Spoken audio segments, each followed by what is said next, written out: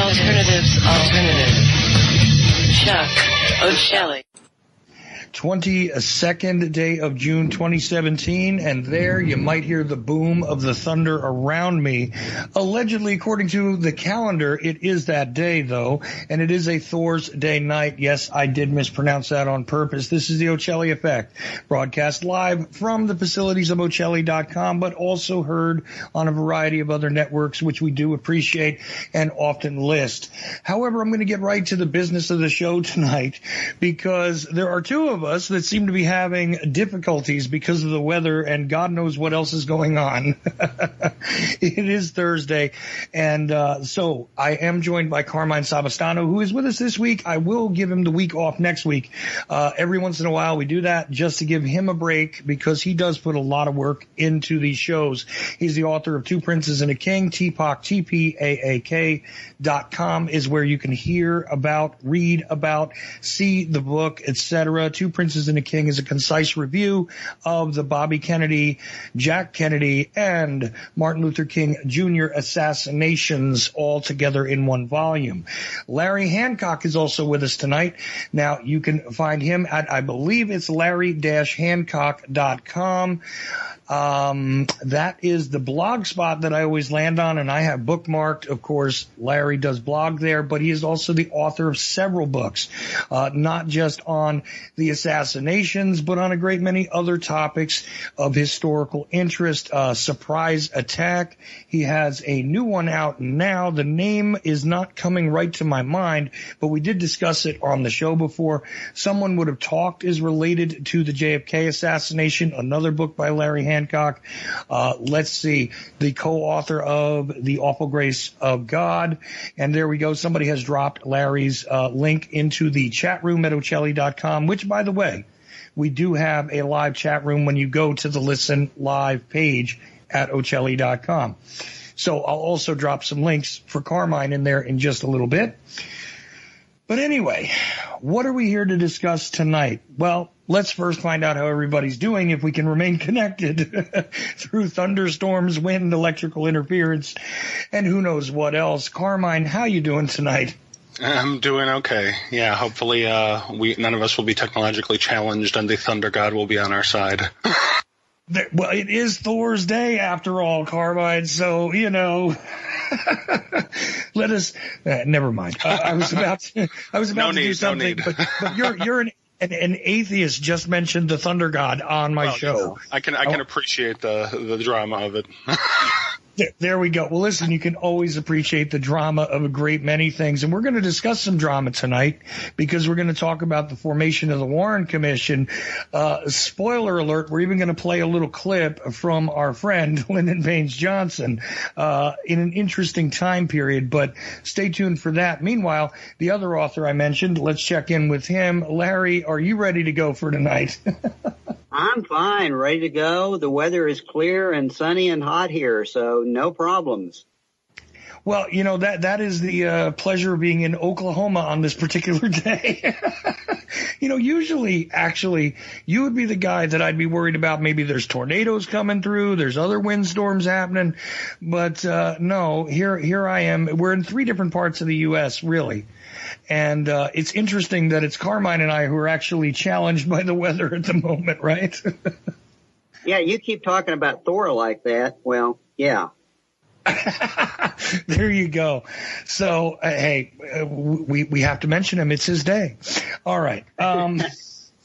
So, speaking of the day, though, Carmine, it is interesting. We have done a series here on the Kennedy assassination. We've called it the 101, if you will. And why? Because I think it's essential to get people back to the basics. The actual OG, you know, before they start to spiral into the strange world of sometimes plausible and sometimes implausible possibilities regarding theoretical equations out there. And that's me being as kind as possible to everybody. You know, some people have good theories based on some facts, based on some anecdotes, based on some interesting information. Some people have terrible stuff out there. But sometimes it's good to take us back to exactly the baseline from which the first Warren Commission critics were working, which is, you know, the actual events of the case the investigations, and things like this. And we have actually gotten up to, quite honestly, the Warren Commission, and you can't just handle it in one show, can you? No, I thought that it would be best, when you and I were discussing it, that and I hope that Larry agrees, that we try to deal with it in 2 shows, because I think it's going to take at least, I'd even give it 3, but I think that might be belaboring it a bit much. So 2 shows, we should be able to get through this up to the date, roughly just before the date that it was supposed to be finished. And then we have extensions that can happen next show and arguments that happen that dragged it out even longer. As like every government body, it never finishes on time. Yeah, well, it never finishes on time. There's always budgetary concerns, although, the House Select Committee actually wound up returning some of its money back to the coffers, if I remember correctly, which I found really unusual. They didn't use up their entire budget. Larry, is that something that you recall about the House Select Committee, though? I'll have to admit that's a new one on me. It puzzles me that any group would return money for an investigation. And actually, that makes me a little bit nervous now that I think about it. Well, I don't know. Maybe it's just my memory playing tricks on me, but I do remember a conversation that occurred with Mr. Blakey, explaining, that they had not actually used up all of their money for certain things. They had certainly done an interesting investigation. I think a lot more. Let's just say, open-minded slightly than what the Warren Commission did. But, and by the way, this does always make me have to mention the fact that according to the official record, there are 2 government bodies who ruled on the situation involving the assassination, and one declares it a conspiracy of one, being that there was a singular assassin, Lee Harvey Oswald alone, killed John F. Kennedy, and of course he was alone killed by Jack Ruby, who was also not involved in a conspiracy. However, when the House Select Committee concluded their work, they decided to place on the record the idea that Oswald, yes, indeed, was involved, and there is very likely a conspiracy, but perhaps the Justice Department or someone will carry on the investigation, which they never really did. Do you think that's a fair summation for the 2 big bodies, let's just say, that sort of studied this, that people often refer to? I think that's a fair summation. Maybe that explains turning the money back. Blakey realized there was a conspiracy and decided it'd be better just not to investigate it and hand it off to justice and give back the money. Well, besides that, he had a book to write, and he wanted to make sure that people knew that the mob did it. Anyway, that's my joke for the night. Carmine, but before we get into the House Select Committee, which we will do on a future show in depth, we're talking about the Warren Commission tonight, aren't we? Yeah. And just to, if anyone wants to see any of the prior episodes we've done, there's a JFK 1, 2, and 3 that's on the Neapolis Media Group YouTube site, and you can find them at the Ochelli Effect site on YouTube as well.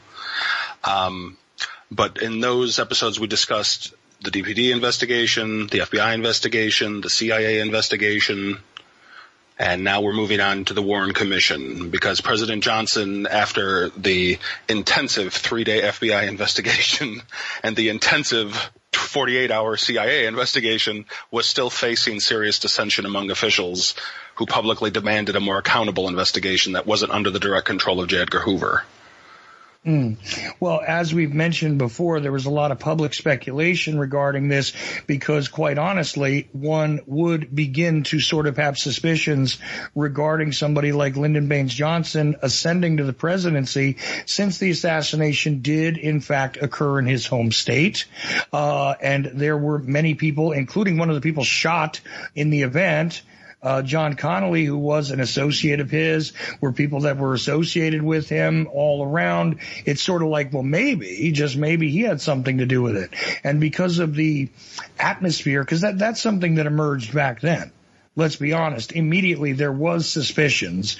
A lot of people go, oh, there were whispers all across Texas, and they want to draw this very nefarious picture. But in a very common sense way, a lot of people would point to Johnson and say, well, that seems a little strange that he turned around and ends up with the presidency, and this guy is killed in his home state when Kennedy was going there to sew up sort of a political wound, if you will, in the Democratic Party between two different factions. It seems a bit odd, and there were some that initially even speculated that Johnson might have something to do with it. And then when you run the parallel idea of the fear of, well, gee, this is going to sound like we're going over current history, the fear of the Russians, the fear of the Soviet Union, the idea that maybe they had something to do with it, and especially given the fact that some factoids had emerged, clips of audio had emerged of the accused assassin, who is also now dead, sympathizing with communist Cuba. So therefore, the American public had a lot of questions. There were legal questions to be had by many investigators. And again, I think this is a pretty fair way to put it. There had to be a way to put this to rest. And we're about to discover, well, kind of how this all started, right?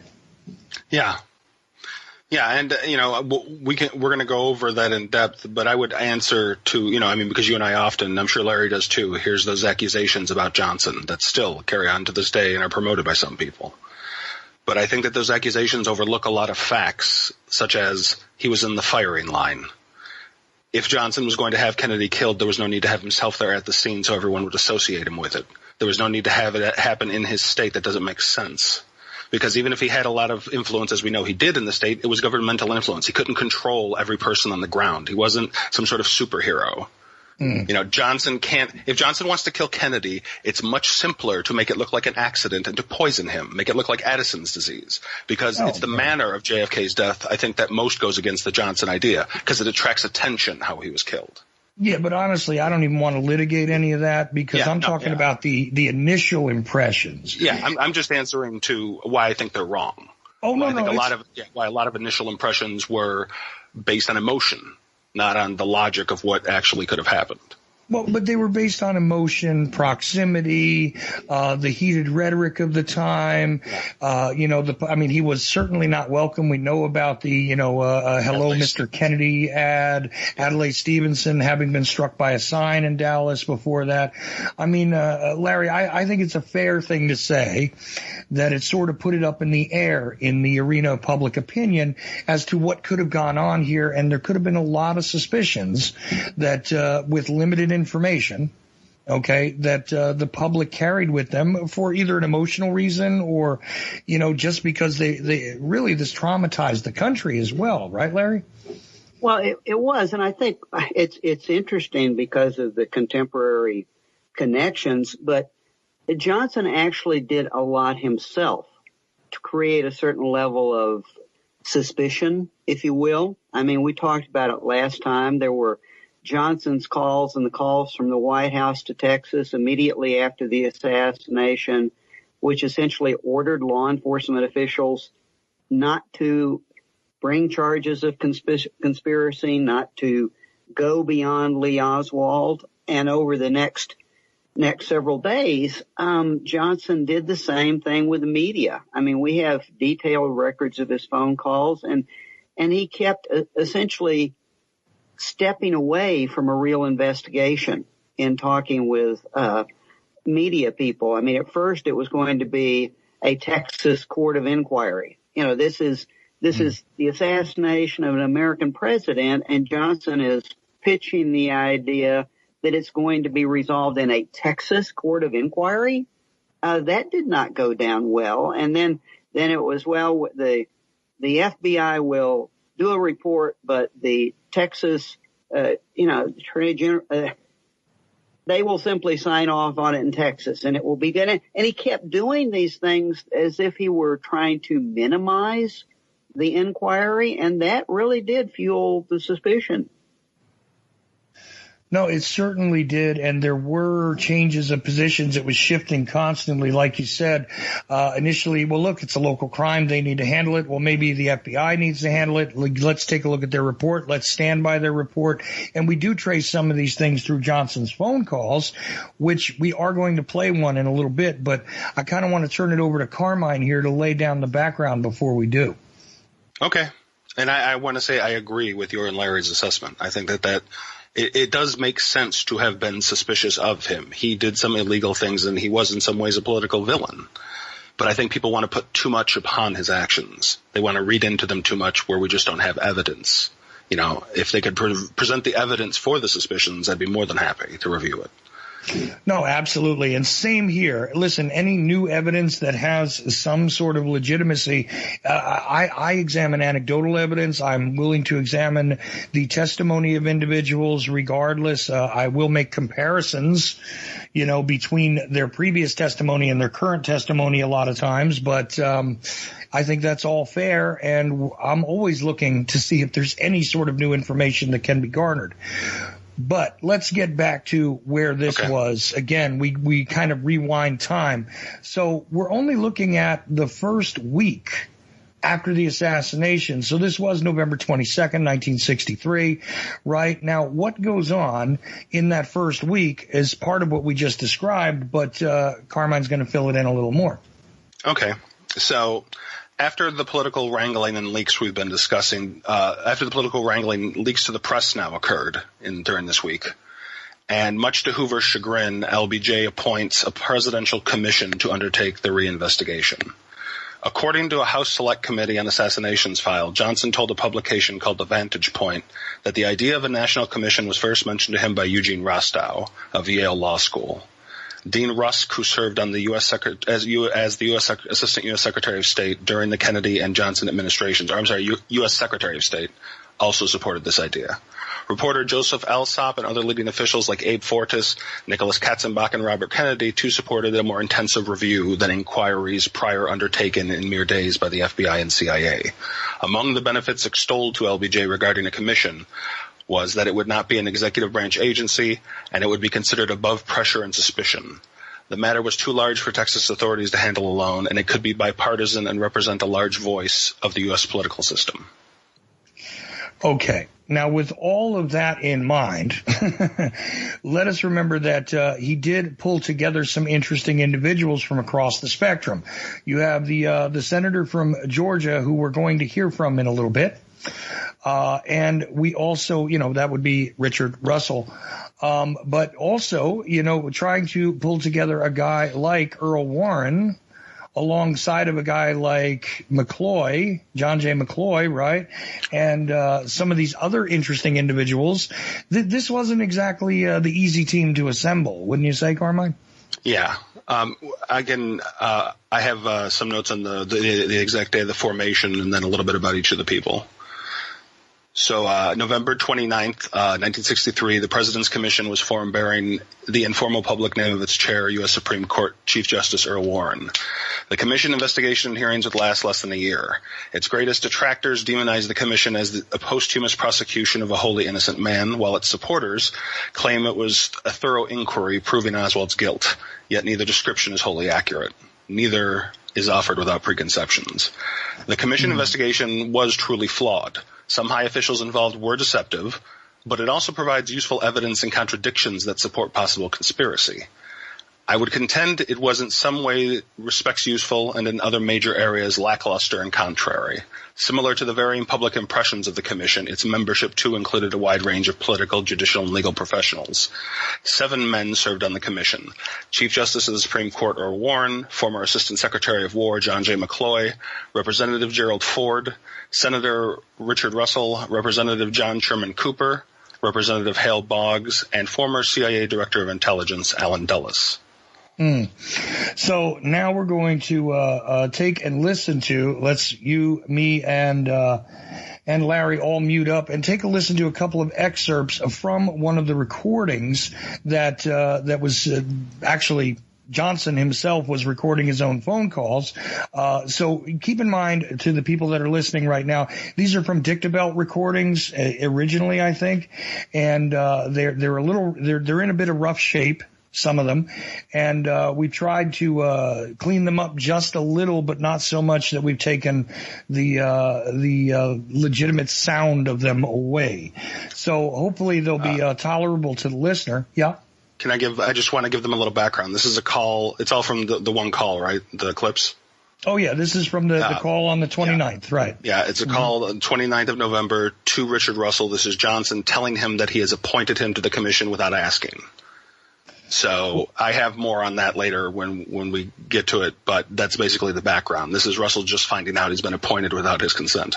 Right, but during this call, we're also going to hear Johnson reply that he did tell him.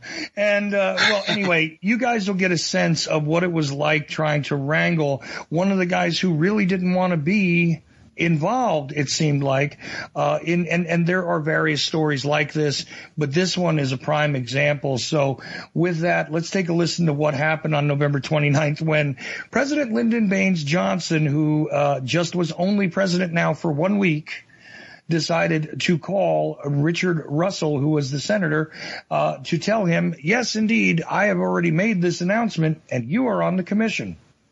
Dick? Yes?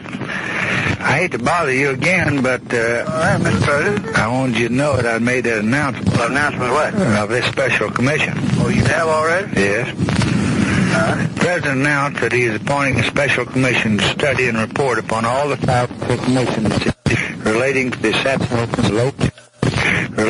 assassination of the late President John F. Kennedy and the subsequent violent death of the man charged with the assassination. The President stated that the majority and minority leadership of the Senate and the House had been consulted with respect to the proposed special commission. The members of the special commission are, Chief Justice Earl Warren, Chairman, Senator Richard Russell, Georgia, Senator John Cooper, Kentucky, Representative Hale Boggs, Louisiana, Representative Gerald Ford, Michigan, Honorable Allen Dulles, Washington, Honorable instructed to evaluate all available information concerning the subject of the inquiry. The Federal Bureau of Investigation, pursuant to an earlier directive of the President, is making complete investigation of the facts. An inquiry is scheduled by Texas Court of Inquiry convened by the Attorney General of Texas under Texas law.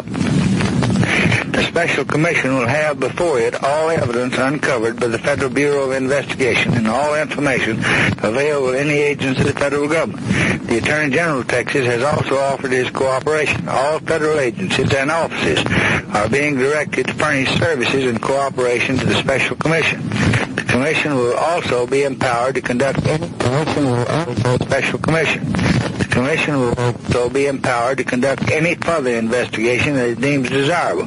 The President is instructing the Special Commission to satisfy itself that the truth is known as far as it can be discovered, and to report its findings and conclusions to him, to the American people, and to the world.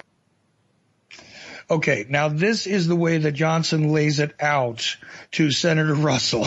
Okay, he reads his own statement, which he's already released, effectively, and tells him, hey, look, you're on the commission. Now, in the next clip here, and these are the only two excerpts I'm going to play for you guys, this is the response that Senator Russell gives to him. And I want you to keep in mind that, once again, you know, you're hearing the tapes sort of mangled and all that. I even took a listen to my version of it, which I think came from the LBJ library, which is not much better. So, you know, do apologize for sort of the mangled sound here, but I'm telling you, it is an artifact of the original recordings, which were on a reel. And at one point I got on a cassette at some point in time.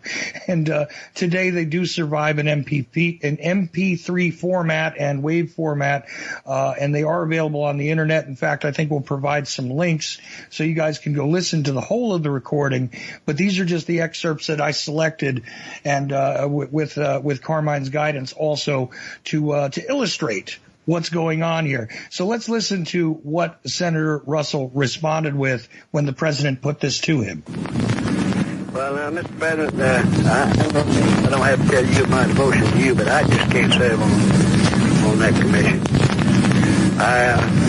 I'm highly honored by Chief Justice Warren. I don't like that man, and I don't have any confidence in him, even though I realize he's as great a man in the United States today as almost anyone. And so you get John Stinnett. So you get he's a deck has already been announced, and you can serve with anybody for the good of America. And this is a question that has a good many more ramifications than on the surface. And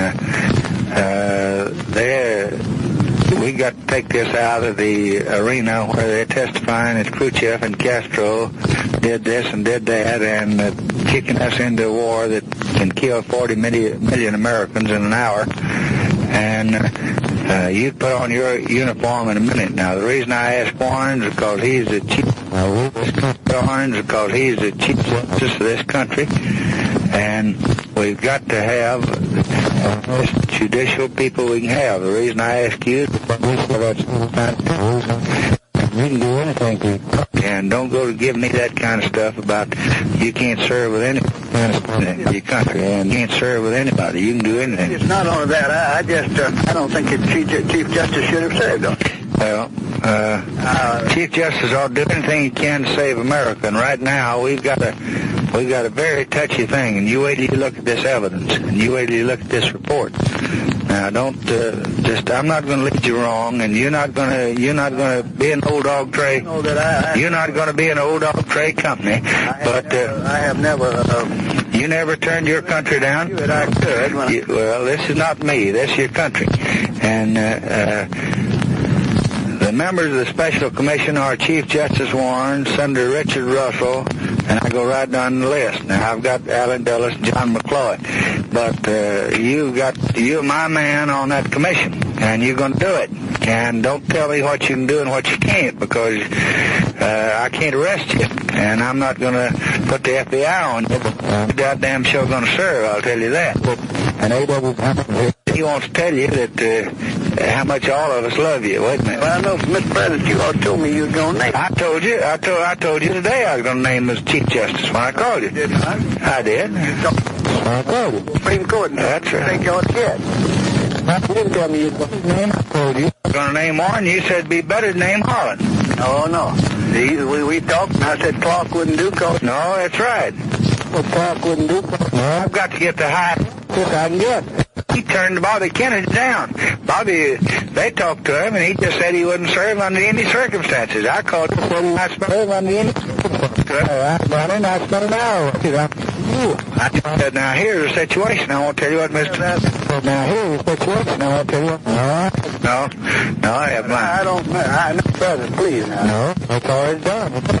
Well, you mean you give me... Yes, sir. You mean you give me... It's already in the papers, and you own it, and you're going to be my man on it.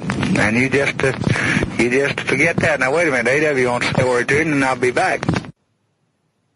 Now, I find it really fascinating because this absolutely echoes the stories which I have read and other tapes I've heard where he utilizes virtually the same argument. I mean, he told Chief Justice Warren that the possibility of 40 million dead Americans via nuclear war would be possible if he did not serve. A lot of things, again, some anecdotal, some absolutely documented in recordings, show that Johnson actually had to convince a lot of these guys to work with people they did not want to and to be part of the commission when they really did not think that they should be. Not everybody was like that, but there were multiple cases of it. So I wanted to give everybody sort of a flavor of what it was like. And I think that's an accurate portrayal. It's a little longer than what Carmine suggested that I play here, but I thought it was extremely necessary to give you guys a real feel for what was going on. Now, again, apologies for the sound on the phones, but you got to remember the recording technology was a little rougher. Tapes were shorter, so you actually hear the tapes overlapping when they're being spliced together for continuity.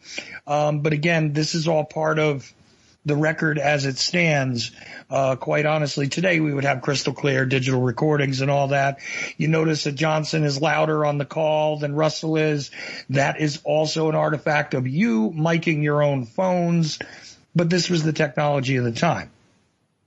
Anyway, I think that that's a fair assessment and a good snapshot. Before I turn it back over to Carmine, I'd like to get Larry's thoughts on this, because Larry Hancock, I mean, I know you've heard this tape before, but quite honestly, in trying to illustrate this for the audience, don't you think that this is extremely useful?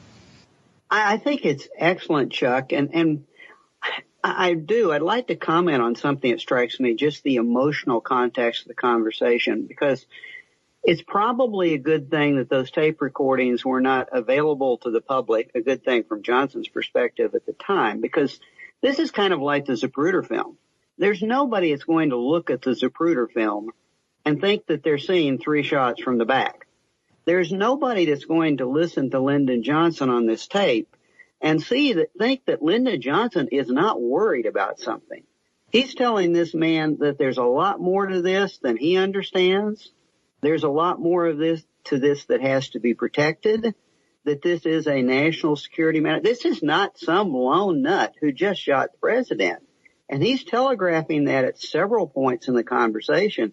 Really comes through to me that he is saying that there are things that have to be protected, and there's going to be things that people can't be told. I think it all comes through in that conversation.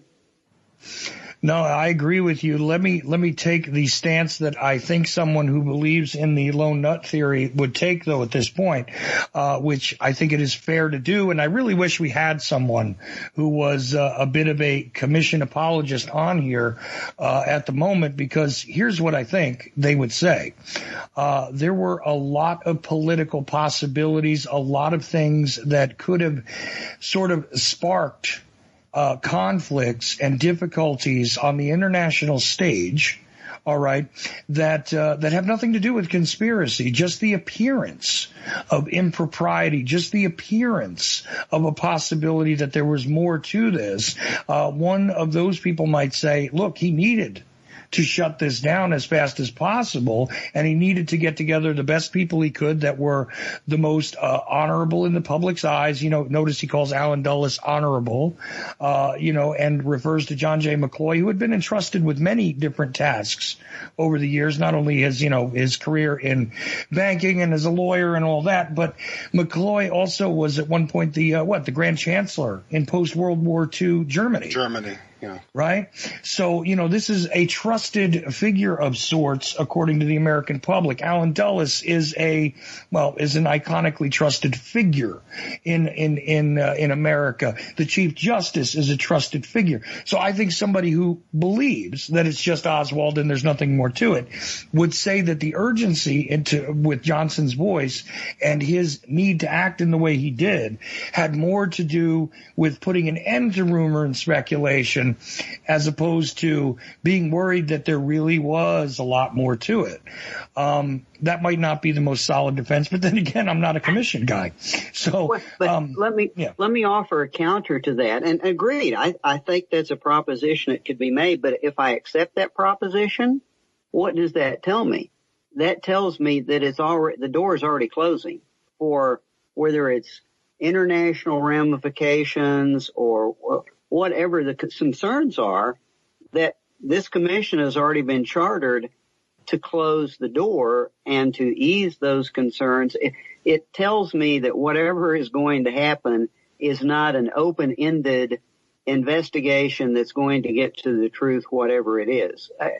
I'll make the conspiracy argument that it tells me that maybe for perfectly good, sane, ethical reasons, whatever the reasons are, the fix is in.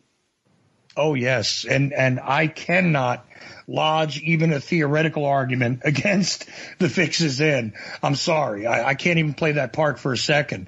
It just doesn't work. Carmine, Yeah. I know you've been listening to this, and I know you got something to add in, but I thought it was worth the time to explain that, look, this could be an innocuous purpose by which there was urgency here. I think it's a reasonable argument to make. I think it fails, is what the problem is here. But go ahead. Well, I would say that, it could be both. It doesn't have to be one or the other. They're not mutually exclusive. Johnson could have been afraid of nuclear war and afraid of a conspiracy. This is also a really good point, don't you think, Larry? Oh, I agree, and that's why I back it up. We really don't know. Carmine's absolutely right. You can tell about what's going to happen. You can't tell why. Mm-hmm. That's precisely correct, and this is why we keep having to examine this, because the why is really the question that I think most people would be most satisfied to hear the answer to. That is the largest question in my mind that has always been there, the true why. But go ahead. I was just going to say, what strikes me as strange, though, is that Johnson's talking like this to his mentor. Because Russell was his political mentor. He helped create Lyndon Johnson. And Johnson actually mentions that in other parts of the tape. I didn't want it to go too long because the garbled parts were hard to understand. So there was a part I wanted to mention that kind of got garbled, or it might have been after the part that you played for us. But, it's right after Johnson said, right after he basically admonishes him with you're going to serve. He then 20 seconds later has he's going to call to the phone to tell him how much everybody loves him. Right. Which I thought was a interesting passive-aggressive move.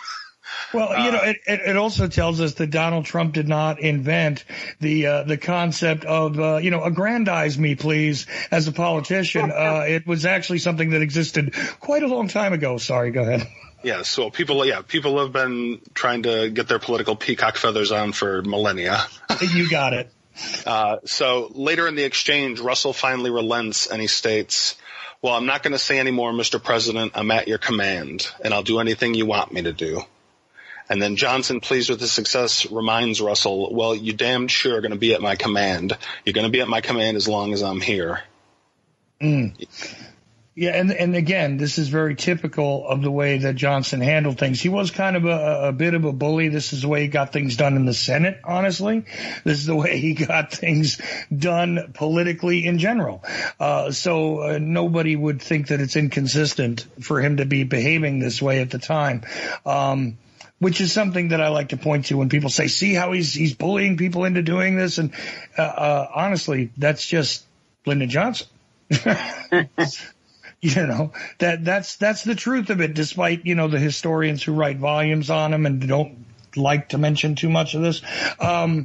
That's the reality of it. I'm sorry, but that's the way it is. So, Carmine, now that we've gotten a serious flavor and we've discussed the contents of it, and yes, indeed, there is much, much more to be discovered. If you listen to the phone calls yourself, you have to wade through a lot of the garbled stuff, the splices and this and that.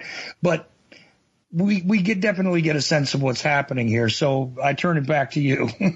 Okay. Well, I'm just finishing up the afterword of that call as Johnson is finishing up the call with Russell.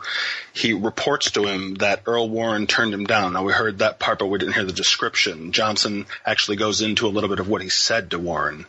And Warren had earlier in the day turned down Robert Kennedy's request that he serve on the President's Commission. So Johnson recounts summoning the Chief Justice to his office and clearly reminding him of his duty to the country. LBJ asserts millions of lives could be at stake, and to honor the fallen president, that Warren should take up the leadership of the commission, stating, "And I think you'd put on your uniform like you did in World War I, fat as you are, and do anything you could do to save one American life. Now, I'm surprised you, the Chief Justice of the United States, would turn me down." Warren reportedly burst into tears and stating, "Well, I won't turn you down. Just like Russell," he says, "I'll just do whatever you say." And again, we heard that same phrase being used on Russell about putting on a uniform and doing this for his country. This was about, duty to the country, saving lives and be a good soldier. He didn't use that phrase, but that was certainly implied. And that was that was the way by which, people got, what did they used to call that, Larry, when what was it, jawboned or something like that? Yes, absolutely. Jawboned, yeah. Yeah, and into doing things like this, and he certainly, it's almost as if you've had a fishing line asserted around your jawbone and you're being dragged by it. So not very pleasant. Yeah, go ahead. Yeah, I think it's interesting, and I know we'll get there later, to contrast what's really going on here with what's going to happen later with the House Select Committee. And in terms of the big picture, again, there's something going on. This is not an investigation. It's not a criminal process. It's not a criminal proceeding. No, nobody is talking to these people. Johnson's not talking to these people in terms of participating in a court of inquiry or a criminal investigation or resolving the facts of the case. As you said, he's asking them to put their uniforms on and serve the country. And the country is at risk. There's a national, again, for whatever reason, but this is a context for these people that is far different. We often seem to think that the Warren Commission is an investigative commission to essentially handle this because there was no trial. The suspect is dead, so this is just going to. But it was something a bit different than that. And I think that's often missed because people say, well, there was the Warren Commission and there was the House Select Committee. Two very different animals. Well, yes, and the reason is that, and I'll take minor objection to what you're saying about this not being like the legal process that would have happened. It is part of it because it is effectively a prosecutorial brief that they were told to assemble, to prosecute Oswald. That's what I figured the exercise was laid out to be. If you take half of the legal process. Yeah, so half of the legal no adversarial end of it where you have, the chance to answer charges and offer evidence, to the contrary. But the prosecutorial side of it, I think is fairly sound. This is almost how you would do it, except that there were teams that were assembled. If you take a look at it, I think there was 4 committees in the initial organization there, and 3 of them end up being subtitled something Oswald. So, you know kind of where the direction is going. Like people who knew Lee Harvey Oswald. Lee Harvey Oswald's entire timeline, I think, was devoted to one of those subcommittees, right, of the junior staffers and such that were supposed to assemble the evidence that was being brought in for those purposes. If you take a look at Walt Brown's book, actually, The Warren Omission, I think it describes it in depth, those initial committees real well in a real simple way. But anyway, yeah, we've been through this many a time. Good. Mm-hmm. I would concede it. You're absolutely right. That would be the way to put it. It's essentially what the FBI was ordered to do as well, which was to assemble the case proving Oswald did it by himself. So this is a commission that's creating a brief for the prosecution, or what's going to go onto the record as a brief for the prosecution, and there won't be a brief for the defense. Right, but it was, as you so aptly stated, sold to the public as, well, since we can't have a trial, we're going to do this. It was by no means anything that would have resembled a trial, but perhaps maybe that one half of it, as we said. So anyway, anyway, Carmine, do you think these are fair points? Yeah, no, and that's what I believe T. Jeremy Gunn said about the commission, is that all it was a prosecutorial brief. So that's fairly accurate by someone who knows quite a bit about it. Oh, yes. Yes. So for those that don't know, that would be who to the Assassination Records Review Board, Carmine? That was the chief counsel of the Assassination Records Review Board. It was T. Jeremy Gunn. Right. I knew that, but I wanted you to say it. So so we understand that that this is somebody who might understand that process pretty well. Someone who's seen more files than everyone has. Yeah, right. Exactly. That's the other point of this is that, Jeremy Gunn has seen more than any other prosecutor that I know of anyway regarding the case, and, not all of it, necessarily relevant, but, he's definitely been witness to a lot more information on the case. So I would trust that general assessment from him, over the many, many suppositions that are out there regarding it. Anyway, go ahead, Carmine. Okay, so, as was prior stated, we have not only just these people not wanting to serve on the commission, but we have hatreds going on within the commission, even before it's created. These hatreds are already existing. We have Russell, who doesn't like Warren. We have Hoover, who hates McCloy, Warren, and Ford. Warren, McCloy, and not Dulles, Cooper. Basically, you have all these different interests already at the beginning before anything's begun. It's already breaking apart into cliques. So. And there's other weird things happening here too, like Arlen Specter was a junior counselor, and immediately he's abandoned by his senior counselor, who pretty much goes home and just doesn't come back. That was fascinating. But even during the organization here, you have people really not wanting to work in this atmosphere, whatever it may be. There are political problems here. I'm sure that more than one person, though they didn't say it, might have been unhappy with the fact that Alan Dulles was on the commission, so on and so forth. So, there's all sorts of dynamics going on here between these gentlemen. We're not looking at my point here. We're not looking at a homogeneous, unified body. No. That's something that I want to make extremely clear. So go. Yeah, I wanted to too. I wanted people to understand that this is not a collection of hand-picked Johnson loyalists that some conspiracy advocates paint, nor is it the harmonious group of eager serving public leaders that some conspiracy critics believe. Right. It, like most things, is an amalgam of both. Some were public servants, others served political agendas. Unfortunately, due to some involved, including LBJ, it was not above pressure and suspicion as they had hoped. Privately, some officials suppressed evidence from the commission and attacked its membership. Publicly, their opponents leaked information, spread rumors, and sought to alter the conclusions of the ongoing investigation when their efforts might shed an unflattering light on related official groups. At the first meeting of the President's Commission, Chairman Warren states, "Now, I think our job here essentially is one for the evaluation of evidence as distinguished from being one of gathering evidence. And I believe that at the outset, we can start with the premise that we can rely upon the reports of various agencies that have been engaged in investigation of the matter, like the FBI, the Secret Service, and others that many now know about at the present time." I love that. Both Larry and I could not restrain ourselves. Larry, you have something you want to say? Well, yeah, I think this is a good point for the listeners that maybe haven't dug into this in detail. We actually now, and only fairly recently, have two views of the Warren Commission. We have the view from the outside, which consists of their report and what showed up in the supplemental volumes. But more recently, we've obtained internal documents of some of their conversations with each other.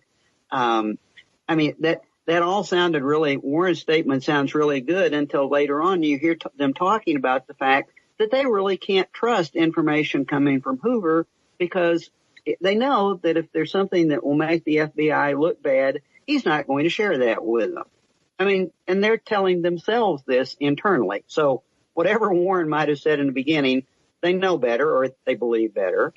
And we also have internal transcripts relating that at certain points they tell each other that they shouldn't be talking about something.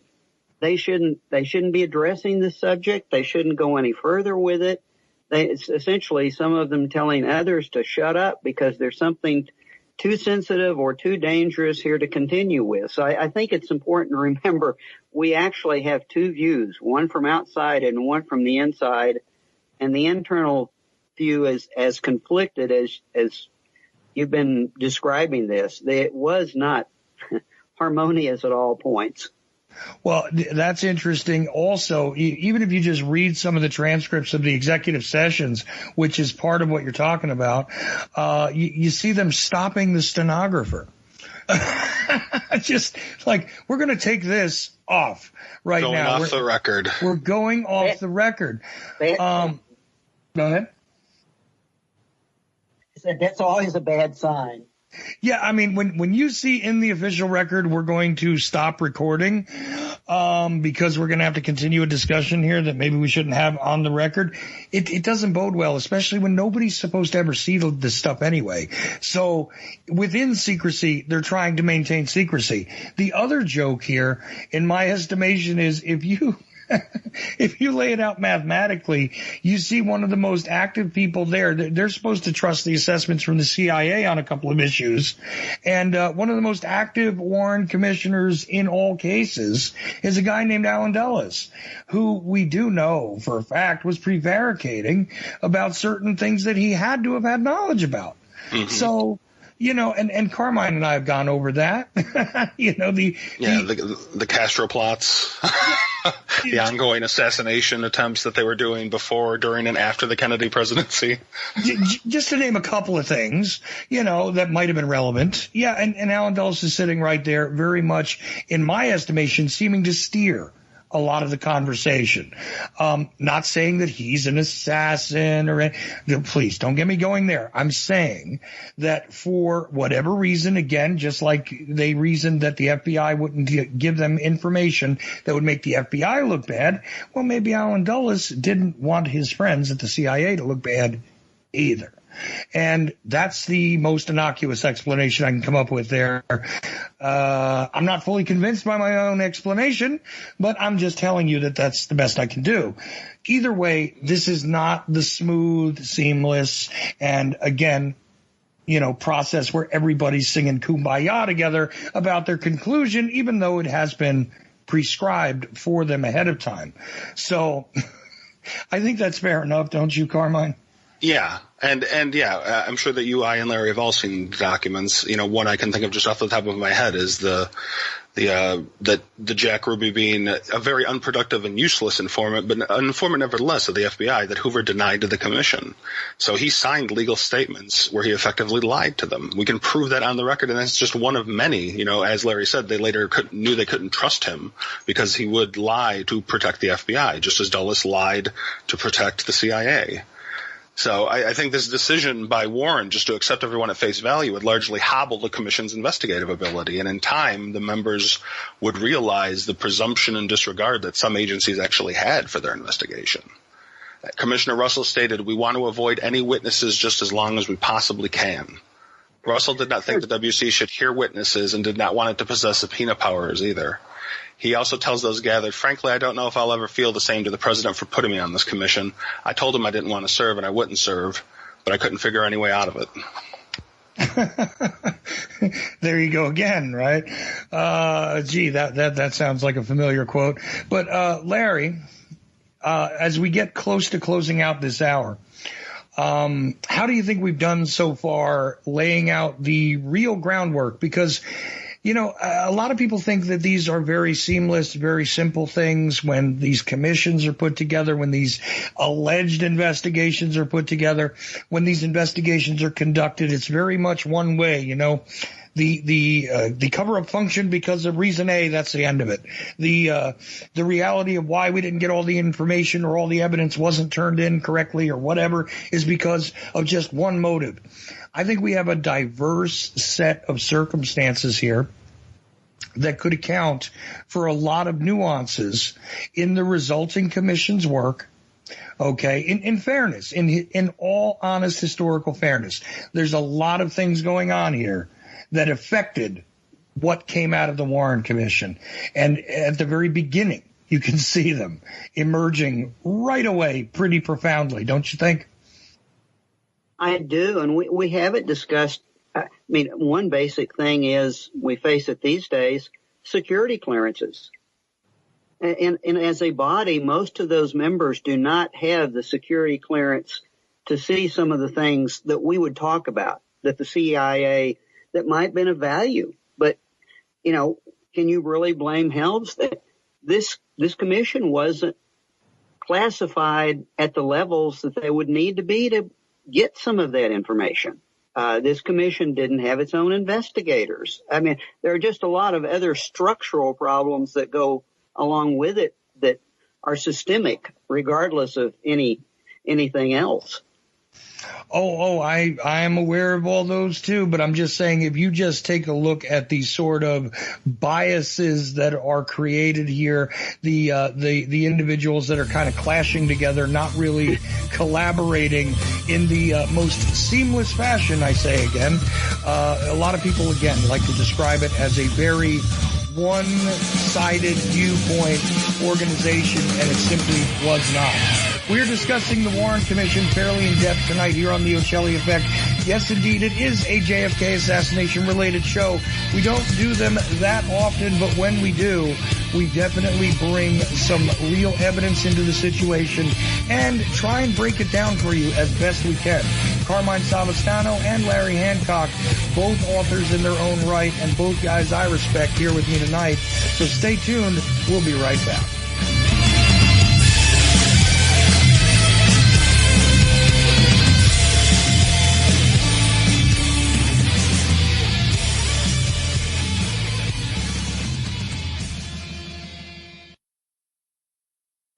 Second hour beginning here, originating from Ochelli.com. But yes, indeed, we are broadcast live on a couple of other networks. One of them hearing us tonight is These Changing Times Network. We do appreciate you. Of course, we're heard on Real Liberty Media, autonomousmedia.net, and a couple of other interesting places. We're also a tune-in station now. So no matter how it is you're encountering the show, if you're catching this later on in podcast form, further on down the stream, we appreciate you no matter which way you arrived. Anyway, the discussion tonight is about the Warren Commission, and my wonderful guests actually are Larry Hancock, who is the author of several books.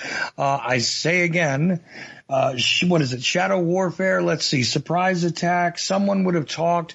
There's a recent book that is brand new, actually, Larry, that we talked about in brief on the show, but at some point I want to get into in depth. You want to tell people about that a little bit? Yeah, it's called Unidentified. It's another intelligence-related book, and actually it has to do with UFOs, which is a separate conversation entirely. Well, no, it's a separate conversation, but the way I'm sure you went through it, and I haven't read it yet, but just knowing Larry's style is I'm very sure that he gave us a snapshot perspective of how the national security state handles the issue, along with the issue itself, which is usually what Larry does in his books. It's great. Again, co-author of The Awful Grace of God. I mean, lots of different work out there. If you don't know who Larry Hancock is, go to larry-hancock.com and find out. All right. Meanwhile, also my regular buddy here. I love this guy. And I'd love him even if he didn't write a book. I'm telling you now, but just so happens he did. And it's called Two Princes and a King. It is a concise review of the two princes, by the way, being John F. Kennedy and Robert F. Kennedy. Those are your two princes. The king being Dr. Martin Luther King Jr. It's a concise review of all three assassinations. And Carmine does quite a bit stick to the official evidence when explaining and dissecting the issues at hand.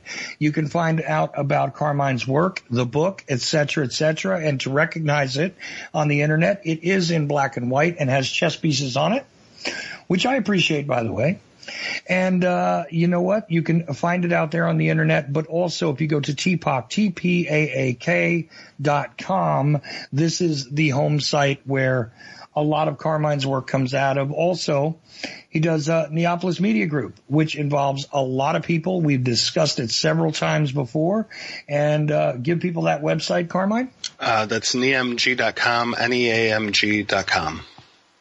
Right, and there are several contributors to that. You can find links to the Ochelli Effect there. You can find links to the Lone Gunman. You can find links to the War State with Michael Swanson. You can find it's a cooperative effort, and it's individuals doing their level best to present evidence, to present historical revision in some cases, to present counters to certain arguments out there in a very fascinating way. And if you haven't been to NEMG, I suggest you go there as well. Okay. All of that out of the way. And again, it's great to have you guys. This is the first time Larry's been on my website, being the originating network, but it has gone really smoothly, and I'm really glad that we have covered the Warren Commission in the way that we have tonight. I think a lot of people fail to examine the perspective which we're coming at it from this evening. So, with that, I want to turn it back over to Carmine, because we had gone through that first week, the assembling of the commission, the discussion of the conflicts between the personalities involved. And you know what? Before we're done tonight, we may even talk about the structural difficulties involved in the commission itself, regardless of the personalities involved. But let's continue on with what Carmine has brought to the table tonight, which I think is an excellent sort of set of bullet points to explain it. I mean, you can study the Warren Commission probably as a college course for 4 years if you wanted to, and not learn all of every single nook and cranny that is contained in this thing one way or another, not just the 26 volumes, not just the executive sessions, but there were, several sort of subsections, the documents. I mean, it literally could be a college degree on the Warren Commission. So obviously we're not going to get everything out tonight, but we're giving you a sense of what it looks like when you try to take it all in my estimation. So go ahead, Carmine. Yeah, and we're hoping to provide, like you said, bullet points, and we have the links to the documents, which will lead you back to the Mary Ferrell Foundation, where they do have almost every document you could ever want to look at, and you can spend countless time there doing so if you wish. Well, that is true, and I will include those with the podcast in the show notes when we're done tonight. And you know what? I'll even drop a couple of things into the chat room, the live chat room at Ochelli.com. If you go to the Listen Live button, you can participate with other people there during this discussion, and that is the case every weeknight that I do this, regardless of the topic. But I'll drop a couple of links in there, too, just to give people an idea. Anyway, Carmine, go ahead. Yeah, and as was said earlier, this also, I've tried to include things that most people haven't read or that I don't hear about a lot, just so we can see some of the internal views of some of the commissioners and the staff. But anyway, okay, so going back to it, in December of 1963, Assistant Attorney General Nicholas Katzenbach writes to each member of the commission and recommends that they immediately issue a press release that states the FBI report clearly showed there was no international conspiracy and Oswald was a loner. Clearly, executive branch officials wanted this matter wrapped up and claimed the FBI report answered all of the relevant questions. December 12th, 1963, the CIA's Mexico City station reports the FBI is pushing to wind up the investigation. The next day, the CIA's counterintelligence staff is ordered to continue investigating. 3 days later, the U.S. Congress empowers the commission to subpoena witnesses and grant legal immunity to them if necessary. Near the end of December, Commission Attorney Howard Willen sends a memo that proposes to divide the commission into 5 sections. Among these sections is a significant part of the case officials fail to demonstrate: Oswald's motive. Commission Attorney James Leibeler suggests that there be at least one lawyer to read all of the official reports. Commission Lead Attorney Rankin states it will be done if time permitted. Now, hold on just a second, because a couple of things are contained in what you just said that I want to take notice of. First of all, when you're discussing the FBI's investigation, this seems to be an intimidating thing that was circulated around. It's 5 volumes, after all, 5 volumes of investigation that they assembled. I do believe it's Commission Document 1, although I don't believe they found it fit to publish in the 26 volumes. Now, why would that be? Well, it's 5 volumes long. Maybe it was too large. In reality, it's 300 pages. Okay. Larry, do you remember seeing that and being struck by the fact that the total investigation from the FBI amounted to this 5-volume report that was literally 300 pages? Yes, I do, especially given that was their investigation was to be the basis of everything else. It's like, well, okay, if that's the foundation, why did you all not put it in? Of course, now we know a couple of reasons they didn't put it in. One being that the shooting scenario the FBI claimed didn't match the information that the Warren Commission was going to put in their report. But yes, that did seem like a strange oversight. And I didn't misspeak when I said, even though it's Commission Document 1, it's not in the 26 volumes, is it? No, it's not. And okay. It's kind of like, what page are we starting on? Yes, that does. It strikes people, but I think, again, more radically, it's so easy to get lost in this, on all these documents. How many people actually notice that? I'm not sure. Well, I find it ironic. I have that, sense of humor that has to point these things out, because it is laughable. And even if you do take the time to read it, I do believe you can find it online now. I guarantee the Mary Ferrell Foundation has it online, for people to read, right? If you go through it, you can see why. I mean, it was just so bad. I think it even still contains the idea that the shooting was done from the 5th floor instead of the 6th floor. A couple other interesting problems with it. this scenario, the shots. And then there was that whole thing with, James Tague being struck, and they couldn't quite factor that into the original scenario. So, yeah, there's a lot more to it. But I just want to point out that the basis for the investigation, the thing that Johnson wanted to go with, remember, is the report that the Warren Commission didn't even bother to print because various reasons. But one of the main ones, I think, is it was just so poorly done. Anyway, that's my editorial. Please continue, Carmine. Well, that's what you get when you try to put an investigation together in 3 days. So there you go. Mm-hmm. Yeah. Expected. I think anybody could have put together a bad report in 3 days. Maybe. So Commission Attorney James Leibeler suggests, as I said, so I thought that was something that was notable too, is that Rankin says at least one of us will read everything if time permits. So we can't be sure that they read everything. And that actually happened in the House Select Committee. I actually have the documents that show Breckinridge telling them that, no, you didn't read everything. We know you think you did, but you haven't read everything. Right. Well, look, and we can see better evidence of who read what later on because there was a better seemingly control of documents and people needing to get clearance to look at certain things during the House Select Committee than there was during the Warren Commission. There was interesting chains of events involving the photographs not being placed in a safe and all kinds of odd intrigues during the House Select Committee. But I think it's worthy to understand that these are not similar investigations, even if you consider them both to be investigations. They're not similar in any way, shape, or form, as Larry pointed out in the first hour. So go ahead. So the CIA delivers a completed report to President Johnson in December. There is no indication based upon the commission staff notes that this document was ever given to the commission. In January of 1964, reports that a bullet struck the pavement of Dealey Plaza and a fragment of this projectile hit James Tague emerge. The first commission staff meeting occurs January 20th, 1964. Commissioner Warren states at the meeting he emphasizes the need to quench rumors and preclude further public speculations. June 1st, 1964 is set as the original date for the commission's investigation to end. Thus, roughly 6 months was the original duration set for the investigation.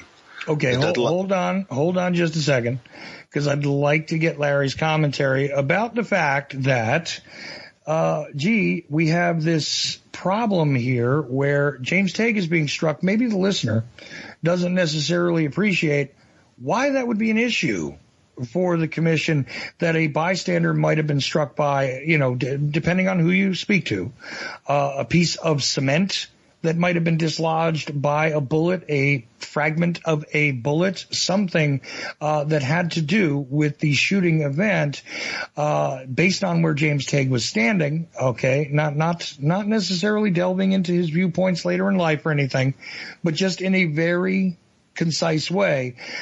Why would that be an issue as to there being a problem for James Tague being struck? For somebody who, this is old hat to you and I, but how would you explain that to somebody who doesn't know what that means? I think the problem emerges when you're trying to lay out the shooting scenario. And when we say shooting scenario, it's basically how many shots were fired, in what time frame, and where they went.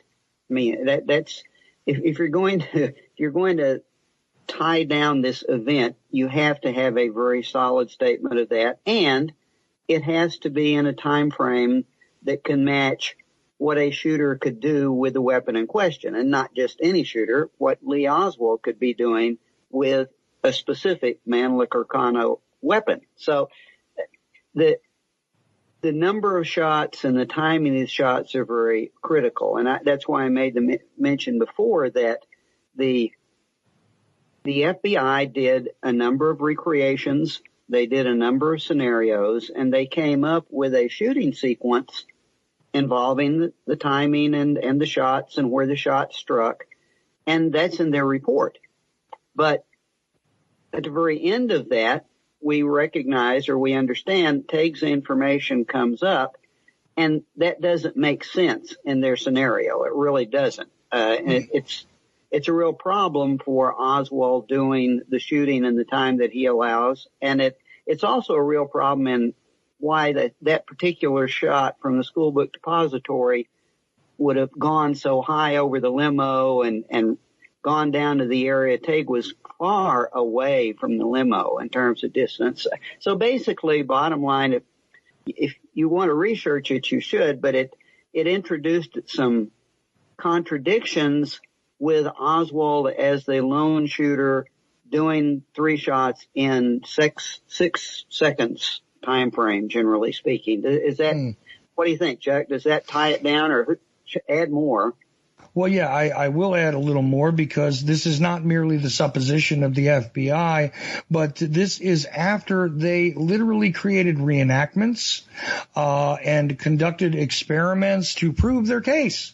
Here it is. This is the shooting scenario, and here's how it happened. Okay, now let's just imagine for a moment I'm telling you that 3 bullets were fired in exactly this time frame. They struck this individual at exactly this point. They exited this individual. They wound up here. They disappeared. They were disintegrated somehow in the course of their flight. Whatever it is I've decided to tell you, and then what emerges is evidence that there has to be something else that happened, because someone is struck in a way that is completely incongruous with what it is that I've created recreations for what it is I've created diagrams for what it is I have actually sought help in the scientific community in some way to establish is feasible and correct. And meanwhile, you have a witness who can account for being struck by something that makes no sense with the scenario. So this sort of changed the game a little bit. And I'm understating it, obviously. Do you think that's fair, Larry? No, absolutely, that's fair.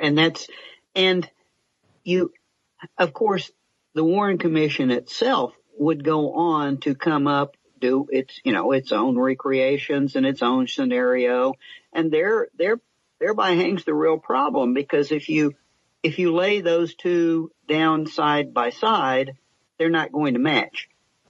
So who do you not trust?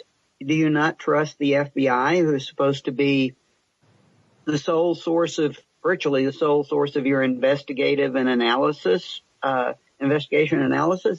Do we not trust them, or do we not trust the Warren Commission staff to use data effectively? It just raises a fundamental question about who's right, who's wrong, that would have been very embarrassing. Well, especially given the fact, and tell me if this is an unfair statement or not, the FBI functioned as the investigative arm, effectively, for the Warren Commission. They had no investigators of their own. They had no resources that were created so that they could independently go through very much. I mean, yes, they made some field trips. They spoke to some people. They actually went to the school book depository at one point. They went and visited Jack Ruby in jail. Yes, indeed, they did stuff like that. But they really relied on the FBI for their investigative arms, did they not? They did, and it's again a little bit of irony here, but they actually did have 2 paid staff investigators. But what those 2 investigators did was in Dallas, and they were chartered with investigating certain things pertaining to the Dallas police involvement, the shooting of Lee Oswald, in particular, the character and nature and activities of Jack Ruby. Those were the only 2 places, only 2 investigators, only place where the Warren Commission was getting some autonomous information. Right. The ironic thing about that is those investigators got really suspicious that the full story wasn't being told and were let go. Let that seep in for a second. Yeah, the only thing that they were doing was taking a look at, and I hate to put it this way, but ancillary questions related to the assassination. It is a secondary question, although it is also concluded in the Warren Commission that Jack Ruby acted alone to kill the alleged assassin. All of that is, yes, indeed, there in the conclusions, but really they were looking at things that weren't quite directly tied to the murder of the president for the most part. And, but the majority of what it is that they had for investigative apparatuses would be contained in the FBI, right? Oh, absolutely. And you're right. They weren't. I think the only point I would make is the investigation they were doing didn't have anything to do with the shooting, with actually, with Lee Oswald, with the shooting scenario that we're talking about, no scientific work. So in terms of what you just discussed, absolutely. However, it did very much have to do and could have laid open the participation of other individuals in the whole thing, especially in regard to Jack Ruby and the shooting of Lee Oswald. So while it doesn't, they didn't have investigators that were working the shooting itself. They actually had some investigators that might have ended up in the realm of conspiracy, and they didn't last very long. There you go. Point made. Anyway, Carmine, go ahead. During a January 30th Commission executive session, 4 members of the Commission were present. Among them is Representative John Sherman Cooper, who is among the few on the Commission who enjoyed wide public respect from members of both political parties.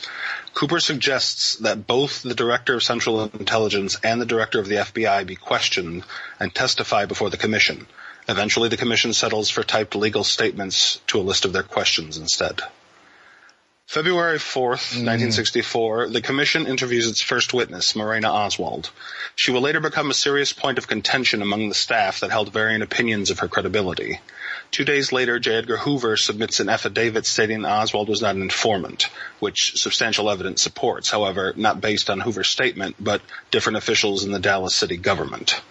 Any but the most obviously accurate statements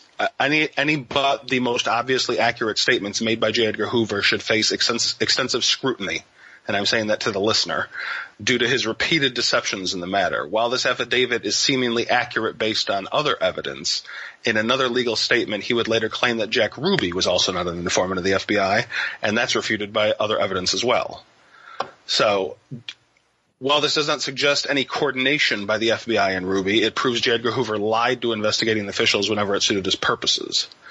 2 days later, at the last of the regular staff meetings, multiple lawyers requested that Morena Oswald be further questioned due to inconsistencies. Rankin said that the Commission believes her and there would be no further questioning. A heated confrontation ensued and one lawyer threatened to resign. The document states Rankin reportedly lost control of the meeting, and there were few formal staff meetings after this one. Isn't that fascinating? And, of course, the FBI provides us with immediately the only the only absolutely uncontested destruction of evidence, by the way, regarding the fact that they were indeed tracking Oswald, following his movements a bit, were definitely, somewhat interacting with him. Mm-hmm. Remember our friend Mr. Hosty? Yeah. Okay. Agent Hosty apparently destroyed a document at least.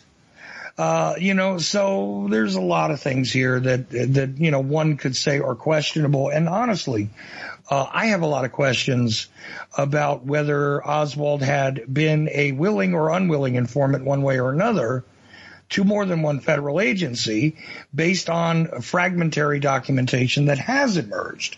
So Hoover, probably not being truthful on a lot of levels. And, interesting that he's able to get away with it in a written statement. Larry, do you think what I just said is unfair?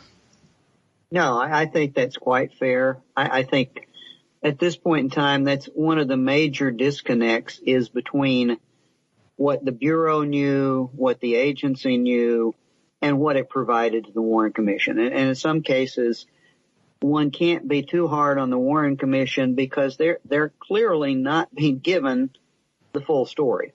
Right. I should point out that there are one of my favorite items in terms of not the full story is the memo that John Armstrong discovered that comes from Washington, D.C. back to Dallas, essentially informing the FBI office in Dallas that they're not going to be sending back all the pieces of information or evidence that matched the list that was originally created that was sent to Washington. And so Dallas is going to have to handle that. And it's going to need to either look like a bookkeeping mistake on Dallas's part, or, it's kind of like, you guys have got a real problem because this is not going to match, handle it. But this did not escape the Warren Commission. I guess, again, to be a little gentler on them, when they got to the end, there were several loose ends pertaining to the FBI's investigation, the fingerprints from the school book depository, the Sylvia Odio incident, where at the very end, after their report was essentially done, they wrote the FBI a memo and said, well, you guys really didn't handle this. Could you wrap this up? Because these are embarrassing questions and we don't want anybody to bring this up. So could you handle it? Well, and also, Larry, let us not forget that the FBI had actually had Oswald as a priority person to be surveilled. They had a flash warning kind of thing about this guy that they took away not long before the assassination. This is something that John Newman discovered, if memory serves, when he was looking at the documentation. Here it is. Oswald is sort of a security problem. Watch out for him. Well, we're going to cancel that alert. Well, Hoover Yeah, go ahead. I was just going to say Hoover canceled the alert in October, the month before the assassination. The month before the assassination? Well, I said not long before. I couldn't remember exactly, but I remember looking at the documentation being stunned by the fact that had happened and saying to myself, well, they're right. Just all on its own provides us a reason as to why Hoover was not going to be forthright with anybody here, because he certainly didn't want to look like he had just screwed up and taken surveillance off of the guy who did it. Even if you believe that he's the only one who did it and he's the guy. Who wants to take that blame? Oh, I was watching him, but I stopped a month before. So, oops. So I'm just saying there's a lot of different levels to this, and one can say that there's a disconnect all the way around. The CIA is not being straight with the FBI. The FBI is not being straight with the CIA. Nobody's being straight with the commission. So nobody got the full story.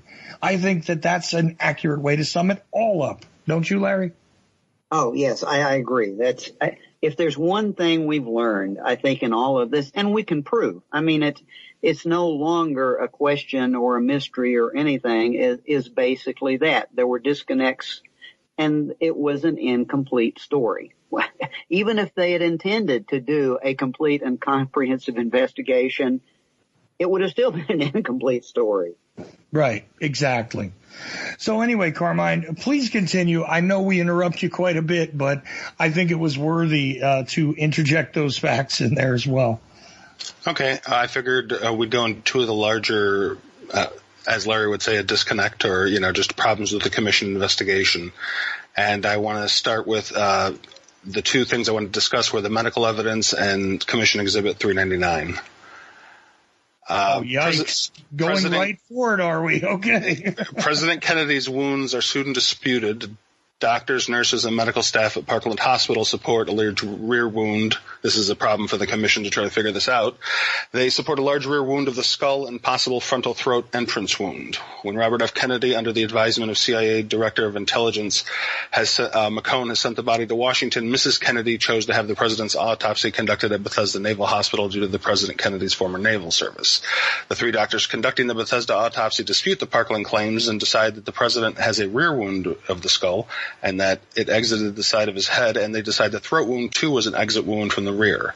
Yet this contends the original determinations of the wounds by medical experts and ignores the emergency medical procedures altered the appearance of at least one of President Kennedy's wounds. And I'm referring to the tracheotomy on the throat for those who aren't familiar with it. That right. The tracheotomy is what gave it the appearance of an exit wound rather than an entrance wound as it was first seen. Nearly 20 related medical witnesses dispute the medical, forensic, and legal findings. Problems include the uninspected or the weight of the uninspected shrapnel left inside President Kennedy's head and Governor Connolly's wrist. Because this material was not obtained, it presents an unknown amount of bullet material that was not accounted for and could present too much material for merely 3 bullets. We should also, or 2 bullets, I should say. We should also account for the 2 large bullet fragments discovered in the limousine, and that officials assumed whether such damaged pieces emerged from the bullets in evidence or were fragmentary remains of projectiles that emerged from other firing positions. The autopsy photographic set in the National Archives does not contain all the original prints, and some do not match the paper traits and identifying markers of those who processed them and later testified to the Assassination Records Review Board.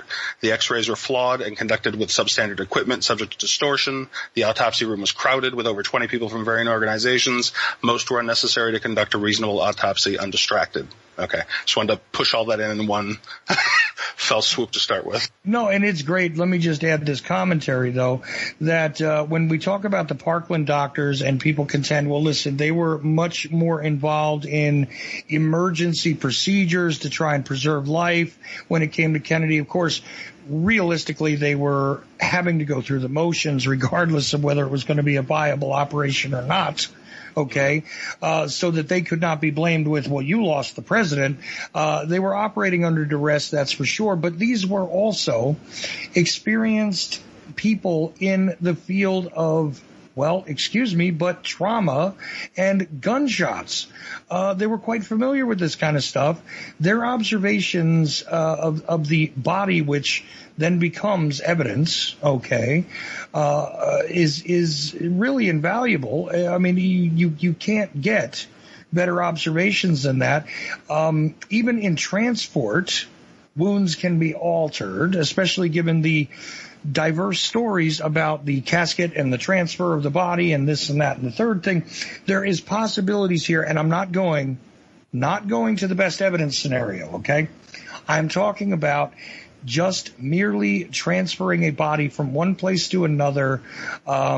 There is going to be disruption of the tissue and things like this will happen, and during the time that rigor mortis sets in and then leaves and things like this, there are various occurrences that could have affected the body in transport during that time period. I just want to point that out. And also say that, when I look at the statements of people like Bob McClellan, who I've spoken to before, I've got to say that there is something to this, well, non-matching accounts regarding the body, the condition of it, et cetera, et cetera. Then when one turns to the autopsy, it was not conducted well. Cyril Wecht has called it, I think, one of the worst medical legal autopsies he's ever taken a look at. Okay, as far as the records of it, etc. We have the autopsy photos, which, although some of them have circulated, the actual collection has not been seen by the American public yet. Okay, though the ones that have circulated, according to the accounts of those that have taken a look at them, are representative of part of the collection. Okay, so you're not getting an inaccurate picture here, and I don't mean the illustrations that were given to you by the House Select Committee, but there, yes, indeed, is a set that does exist out there of a partial set, of autopsy photos that do represent what is contained at the National Archives. Have I been fair here, Larry? I think you've been fair there. And going further than that would lead us, but this gives me an opportunity to bring up something that I think is a fitting thing at this point, because you're talking about the fact, the stress, the challenges, the doctors at Parkland, the doctors at, well, we have another example pertaining to the Warren Commission that I think gives us a very solid insight into the fact that the Warren Commission literally had to reject professional opinions on occasion. And that is the Edgewood Arsenal inquiry and into the bullet designated as CE 399.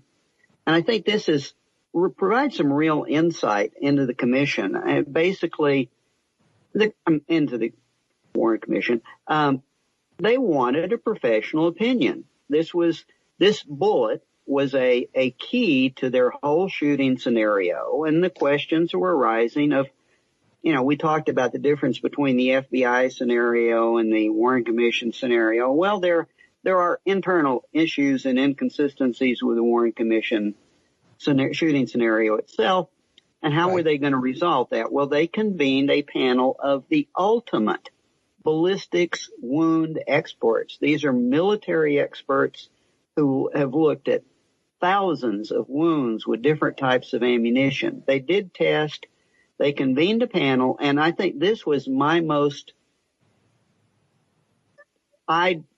jaw-dropping moment when I saw their report. And basically every single member of the panel, and I think there are perhaps a dozen members of the panel, said that the shooting scenario as related to CE 399 that had been introduced by the Warren Commission didn't work. That bullet could not have done what the Warren Commission maintained that it had to do. The interesting thing is when you look at their report, you see that all of those professional individuals disagreed. However, the one Warren Commission staff member, Arlen Specter, signed the report and essentially said, it doesn't matter what they said, we're okay. And overrode every professional opinion in the room. Right. Now, Arlen Specter, to the best of my knowledge, was not a ballistics expert of any kind. And here's the other key factor, just in case people don't understand what we're talking about. There was a different exhibit number given to it by the FBI, but it has very much become known as CE 399, which stands for Commission Exhibit 399. Some authors have called it the bastard bullet. And guess what? I agree with that assessment, because it is literally the thing that is often referred to as the magic bullet as well. Allegedly, the projectile which passed through the official story, passed through the neck, the upper part of the back / lower part of the neck, through the trachea, out from Kennedy, then striking Connolly in more than one place, finally depositing itself in Connolly's thigh, and possibly falling out on a stretcher at Parkland Hospital. This is the really quickly put together assessment of how this bullet would have traveled during the shooting scenario, and it is often called the single bullet, the magic bullet, et cetera, just in case you don't know what we're talking about. But people have argued about this bullet since its discovery. Not only have they argued about its characteristics and the possibility of it performing as prescribed in the shooting, but also the chain of evidence is quite a bit in question. And that's about as far as I can go without taking up a whole other hour with it, I think, Larry. What do you think? Yeah, I'm glad you did that, because at that point in time, you have to go into more detail than we could probably stand here. But just the sheer, I don't know, gall, whatever words you might want to use, the mere fact that Specter overrode the professional opinion of that testing, and that the Warren Commission, the commissioners, accepted that, shows you one of the basic weaknesses of the commission itself. I mean, the bottom line is they simply could not deal with anomalous evidence. If it didn't match where they were going, they just ignored it. Right. To illustrate this just a little further, let me throw something in just to be, here's my sense of humor once again. Imagine if a pipe burst in your house and you assembled a room full of plumbers who had literally seen tens of thousands, and I do mean tens of thousands, because these ballistic wound experts that you're talking about, if you examine their bona fides, guess what?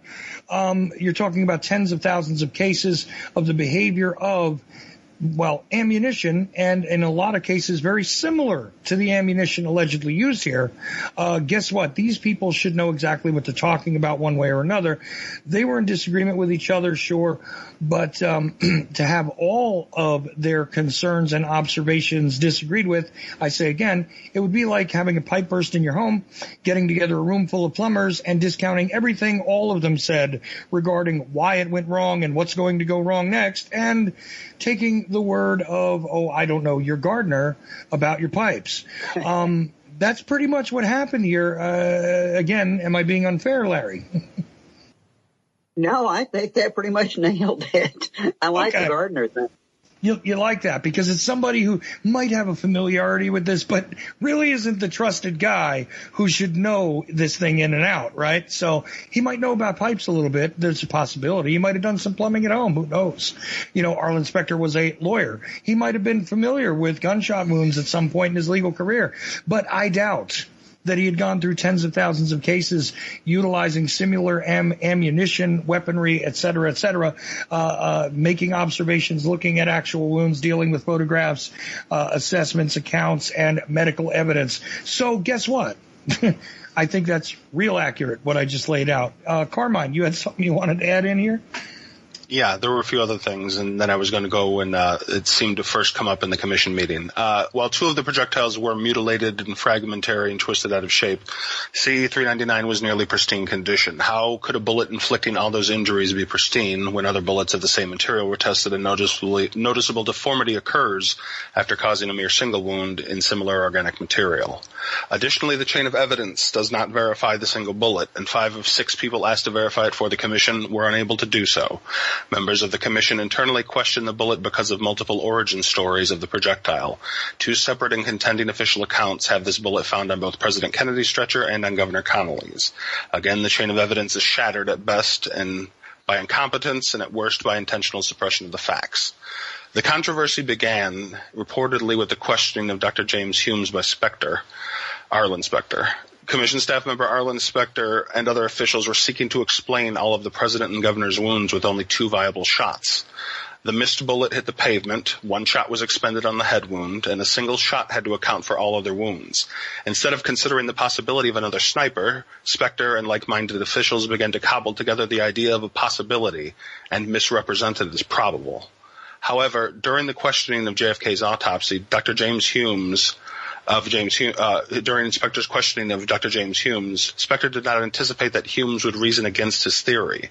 Dr. Humes, Dr. Fink, and one of Governor Connolly's doctors all testified that it was most unlikely a bullet in that condition could inflict so many wounds based on the loss of energy or not be deformed from striking so many bones.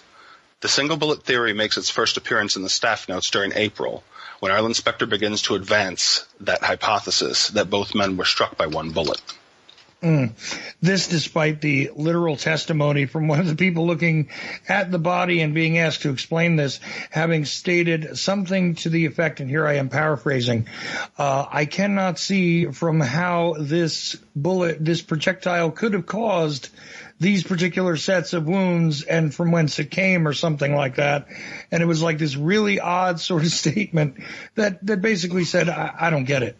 I really don't get what you're telling me here. This doesn't make sense. But anyway, moving forward, just like not agreeing with the expertise of those who might have been familiar with this, why bother to agree with, the guy who didn't really conduct the most competent autopsy, Mr. Humes? Of course, Fink, who was a little more experienced than people give him credit for during the discussions usually.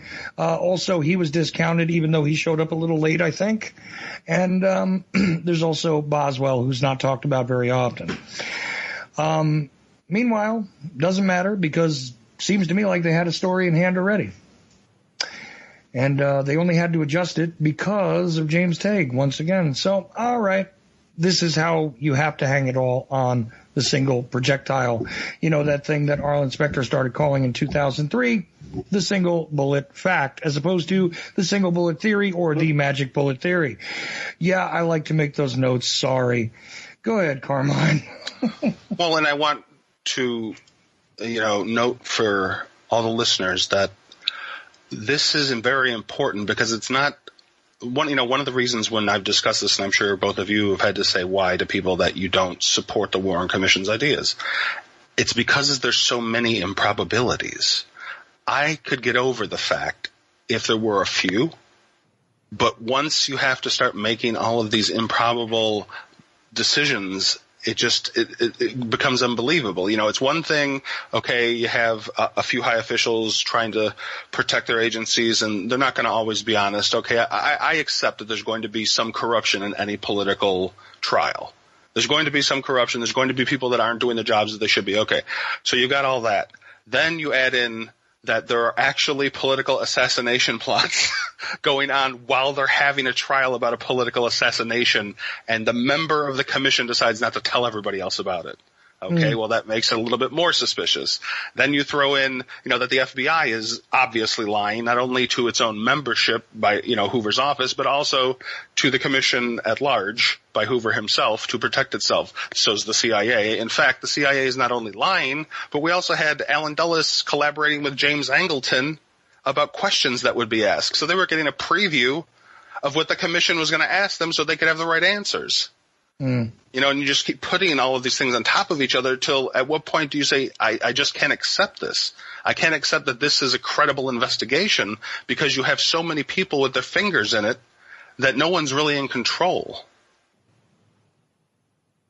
Yeah, how many how many holes do you punch in a wall before you can't call it a wall anymore? That's really what it comes down to. Look, this was incompetence. This was miscommunication. This was lack of scientific evidence. This was lack of scientific facilities to conduct the proper test. This was, ignorance. This was, just the nature of the beast because it's governmental agencies. This was...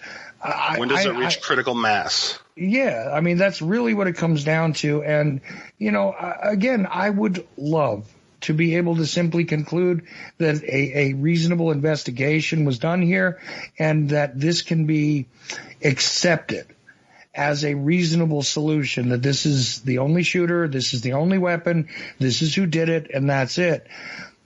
But the problem is that every piece of evidence that contradicts one another, every piece of seeming cover-up for one purpose or another, every seeming intentional ignorance that is, brought on by individuals who are involved causes one to start to say, well, maybe the conclusion is incorrect. And, I guess that makes me a bit crazy. I don't know, Larry. What can you say about something that seems to fall apart the more you try to assemble it? I think implosion is a great word. That's what it really does. At some point it does, as Carmine said, it reaches critical mass, but it doesn't explode. It implodes. It just collapses. And you you can't say that that implies anything. It doesn't imply that there was a conspiracy. It doesn't, you can't derive anything from that other than it's just basically worthless. I mean, the good news is that there's a lot of data there. So I think we could say, oh, well, they collected a lot of data and that's good. And because we have access to that, it's the report itself that implodes. It's not because of all the things you've just said. It's their conclusions that just can't be accepted. So you end up saying, well, we have to start from scratch, with the data itself because their conclusions are obviously questionable. Right. And a lot of people like to make it more than that. Mm-hmm. No, but I very much think of it as a poorly constructed building that fell down because it was poorly constructed. And here's the thing. You might be able to take some of those 2x4s and repurpose them because there were some good elements in that building that might be useful. Let's just say there might be some brickwork that you might be able to retain from it, but you're not going to be able to retain the entirety of the building. It's just that simple. So that's how I view it. There is some good data there. There is some interesting stuff and some beginnings of real information that I think could have coalesced into something else other than what it did. But unfortunately, we're left with an end product which is untenable. So there we go. Carmine, we're almost at the end here, and I think we're down to like less than 10 minutes, but I wanted to make sure that we made that point before we were all done. So go ahead. Okay. And I just have one final thing for us to end our chat on, and that's April 30th, as we were talking about earlier, people concerned with costs. Well, once again, costs come up. Now, I think that we would be living in a very different world if this had happened, but this was the original intention of the commission. April 30th, Chairman Warren suggests that the commission final transcripts not be printed due to the expense. So that means we would have had no report, no hearings, no documents to save money. Warren announces this to the commission staff that volumes of testimony and evidence would not be published. The staff attorneys protest to Rankin. Rankin calls Senator Richard Russell for assistance, and he and the other congressional members thought the expense was justified and agreed to publish all of the material. And I think for this we should be grateful, because if Rankin had not contacted Russell and fought to have the material published on the commission, all this evidence would have been classified for decades like most of the other material was. And the earliest researchers and historians would have been denied immense amounts of information for years. Oh, a very, very salient point, I think, here when we discuss this. And fact is that, once again, they actually provided us with a starting point to be able to examine this. And you do have to be grateful also to those that went out of their way to get this from the government printing office. I mean, it wasn't something that was initially offered, the 26 volumes. And yes, indeed, there is a whole lot of useless and wasteful things in there. Jack Ruby's mother's teeth. I love that one. Mark Lane first pointed that one out many years ago. I like that one particularly. But a lot of interesting information like that. But there's a great deal of documentation and testimony contained in the volumes. In fact, the first looks that anybody got in the American public at the Zapruder film, the Nix film, and might have been the Muchmore film as well, were all in, I think, volume 18 of the evidence and hearings. So, there's a lot of things that were contained in there that allowed the earliest researchers to begin to ask the right questions. Problem is, we've never actually received the answers for a lot of them. And some of them have turned out to be, well, not quite the right questions, but maybe moving in the right direction. Either way, there's been a lot said about it, and I think that a fair assessment could be made that, yes, indeed, we do have usable data here, but we don't have a usable investigation. And it's one of those things that some people might say is an academic exercise, not really worthy of still discussing to this day. Occasionally I get that criticism when I choose to discuss this particular topic. And I want to say that you must consider that if you believe that your government owes you an explanation about something like this, And if you believe that, well, when they spend the money that they appropriate to do things like this, that they're doing it on your behalf, then that investigation, the House Select Committee's investigation, the document dump from the ARRB, and all of the associated things that have been released ever after belong to you, because guess what? Either you or your parents, depending on how old you are, or maybe even your grandparents, paid for all of this. So did you get what anybody paid for? I ask you that question, and then say, this is why it's still worthy of pursuit, because as of yet, it seems as though there's been a lot of resources utilized, and the answers are still not forthcoming. Anyway, I want to turn it over to Larry to get his last thoughts here for tonight in the last few minutes, and then we'll let Carmine close it out, and we'll be done. So, Larry, what do you think we've done here, giving a treatment to the Warren Commission, at least part one of our treatment of the Warren Commission?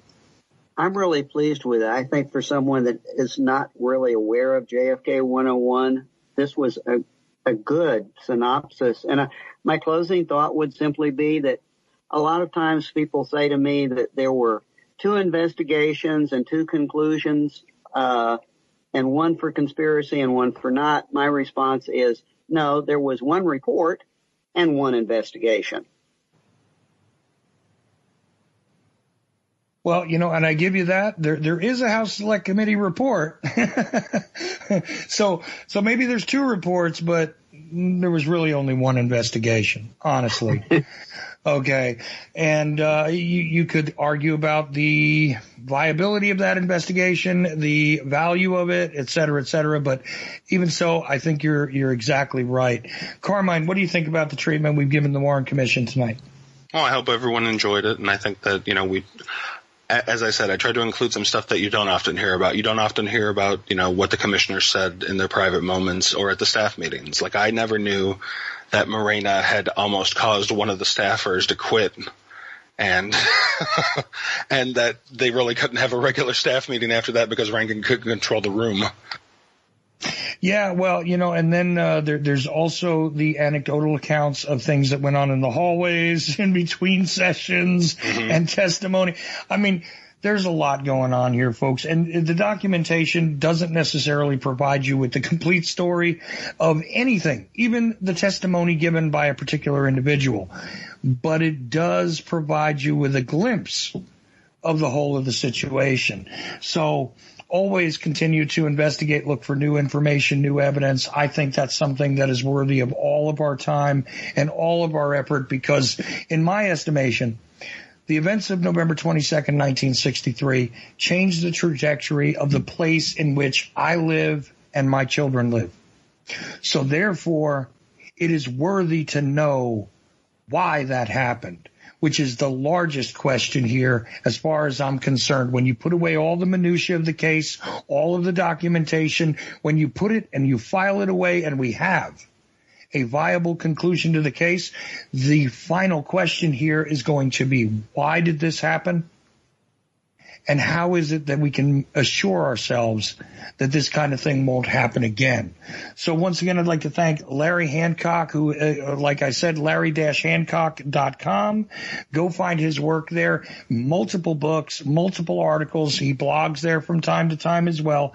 Carmine Savastano, TPAAK.com, 2 Princes and a King. Carmine's only written 1 book, but he's put in a lot of hours with us, educating us about a great deal of documentation, a great deal of historical and current events. So I think you should all show your appreciation by purchasing and checking out these authors' works. That's my editorial once again. But I do want to thank everybody who tuned in and gave us the time tonight to give you a bit of a historical perspective on an older investigation. We may have to do a part 2, but I think the older investigation might even provide some insight as to why we see some of the craziness today. What would have happened if the JFK assassination had itself a Bob Mueller? What would have happened if the behavior of the president had been a little bit different, say, during those times in public? What would have happened if there were other questions to be asked and there wasn't a media that, well, I'm not satisfied the media is honest in any way today myself personally, but that's my problem. The thing is that when we take a look at how this event went down and we look at the way things are today, it gives you an idea of how we got here. Maybe if we figure this one out, we can change what happens next. The Ochelli Effect is done. I do appreciate you guys for tuning in, like I said before, and also continue to listen to the stream at Ochelli.com. Go find us on TuneIn, subscribe on iTunes, all that good stuff. Everybody, be well, and I'll be back at you tomorrow night with Jim Willie and a special guest in the second hour. I think we'll bring Unique Lee on. Anyway, have a good night.